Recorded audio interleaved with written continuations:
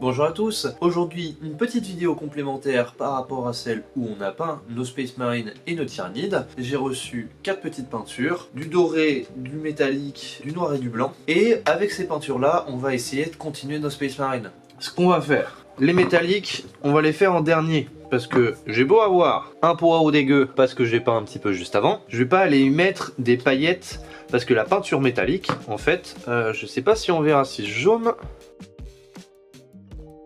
On voit quelque chose, oui, un petit peu, le focus, voilà. On voit, il y a plein de paillettes à l'intérieur et c'est ça ce qui nous donne notre effet métallique. Et sauf que, en fait, ces petites paillettes-là, mince, je vais pas dézoomer.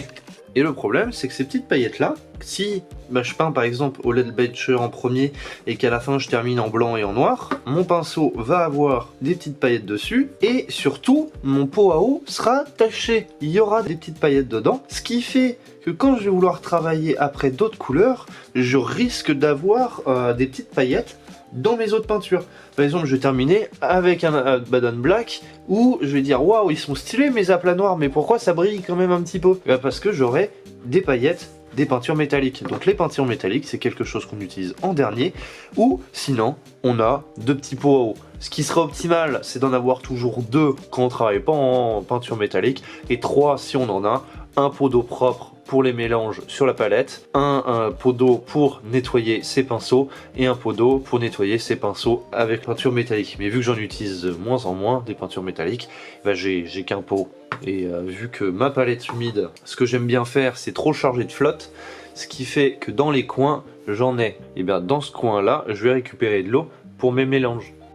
Alors sur lance-flamme, pour la figurine en sous-couche noire, je vais venir avec de l'Abaddon Black repeindre tout ce que j'ai débordé sur le lance-flamme, tandis que pour ma sous-couche blanche, je vais venir avec mon Corax White pour réparer toutes mes petites erreurs sur mon lance-flamme, peut-être venir aussi sur le saut de pureté que j'ai dépassé, les petites poches, comme ça j'aurai pas besoin de le sortir une deuxième fois. Comme ça, quand je viendrai y passer mon Abaddon Black, et bien si le rendu sera un petit peu transparent, avec beaucoup d'opacité étant donné que j'aime bien diluer mes peintures, j'ai bien trop dilué mes peintures surtout, et bien on n'aura pas des vieux reflets bleus qui seront encore en dessous.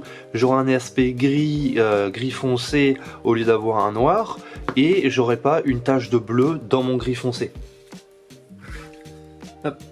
Alors faites attention, avec les pots Citadel, ils sont très réputés pour être de très mauvais pots, parce que quand on les ouvre, c'est vrai que celui-là je l'ai pas ouvert. Donc on fait très attention quand on ouvre un nouveau pot de pas tirer comme un taré parce que sinon on a les murs qui sont repeints. Donc là en fait, ce qui est embêtant avec ces pots là, c'est que vous voyez l'espace qu'on a là, où on peut déposer de la peinture et le prendre si on veut, par exemple au lieu qu'on ait une palette, on met un petit peu d'eau dans le goulot là, on mélange notre peinture, et on peut peindre. Moi c'est ce que je faisais au départ quand j'avais pas une palette humide ou quand je m'en étais pas fait une, je faisais ça comme ça. Mais notre souci, ça va être derrière, ça va être sur la partie qui est derrière là, et c'est souvent là il y a de la peinture qui s'accumule, coule, se met dans la rainure du pot, sèche, laisse le pot un petit peu entrouvert et gâche la peinture au bout de quelques mois, quelques semaines. Ce qui fait qu'on se retrouve avec un petit pot plus trop utilisable, dégoûtant, qu'on va jeter et on va devoir en racheter un. C'est une bonne méthode pour Game Workshop de se faire des sous-sous, mais c'est quelque chose que nous, peintres, on doit bien faire attention, c'est que ce côté-là, il soit propre. Donc ce qu'on peut faire, c'est juste le racler sur le bord, là, c'est pas bien compliqué, ou sinon on prend un gros pinceau et on vient, on nettoie.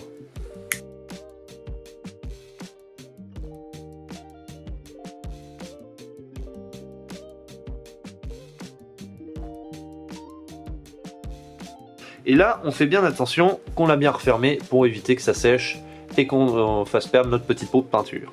Voilà. On nettoie dans le jus dégoûtant là-bas. Je viens y chercher de l'eau. Je fluidifie un peu ma peinture. J'essuie mon pinceau pour retirer le plus de flotte dans ce pas-là. Ah, là, il y en a trop. J'ai trop mis d'eau. Ce que je peux faire, c'est aller chercher l'endroit où j'ai pas été dilué. Comme ça, je récupère de la matière brute.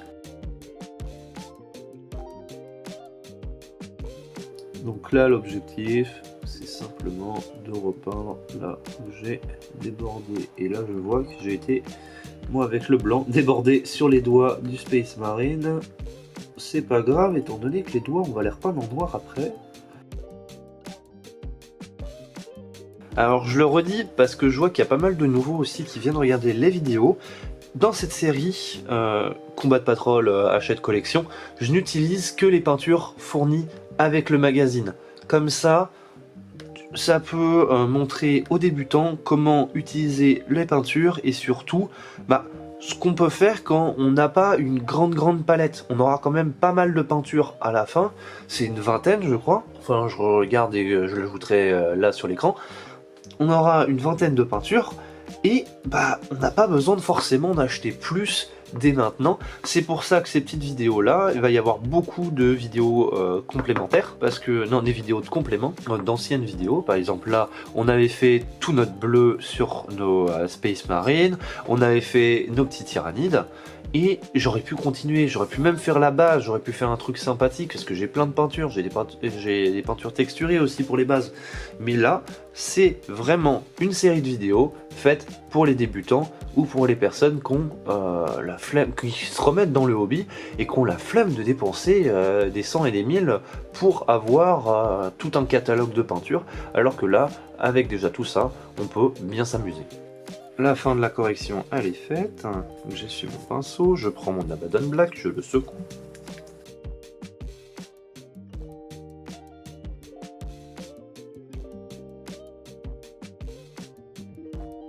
Maintenant on va s'attaquer aux peaux métalliques et en premier on va prendre le Rétributor Armor pour faire les épaulières, l'Aquila et ensuite on va travailler avec le Leadbelcher pour le reste.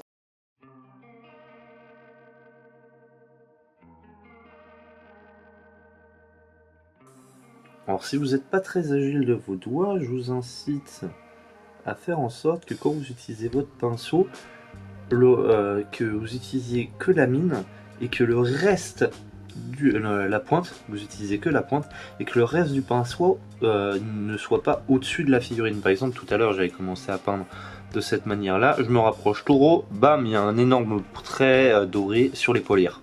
Tandis qu'en prenant la figurine et en peignant comme ça, je me retrouve à avoir mon pinceau dans le vide, donc j'ai beau abaisser, je vais toucher la figurine avec la partie métallique qui est juste derrière les poils, plus vite que je vais toucher le reste de la figurine avec mon pinceau. Il y a des moments où ça sera pas possible, voilà par exemple, j'ai trop abaissé, et là, dans notre bleu clair, on se retrouve avec un pet. Enfin, ça c'est dû au fait que j'avais ma mine qui était comme ça, qui était proche de la figurine, et qui pouvait pas être trop éloigné.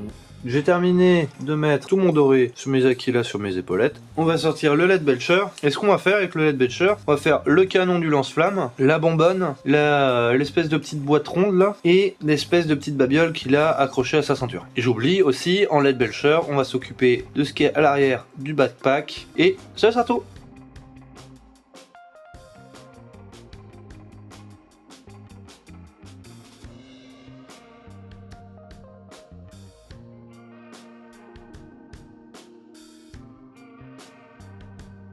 Alors là, sur la figurine en sous-couche blanche, ce que j'ai fait, j'ai mis mon noir qui est vachement dilué, on voit encore qu'il n'est pas tout à fait sec, et surtout c'est sur les parties métalliques. J'ai beaucoup dilué du noir, histoire d'y faire un lavis, pour pouvoir l'appliquer, pour aller dans tous les creux, histoire de tout teindre, pour plus qu'on ait de blanc, et surtout pour donner un aspect usé au métal, étant donné qu'on a... j'aurais pu faire avec du violet. Oui, je l'ai fait avec l'Abaddon Black, mais vous pouvez le faire avec le violet utilisé pour faire la carapace des tyrannides, ça rendra bien aussi. Vous le faites au devant du canon, ça peut bien rendre aussi.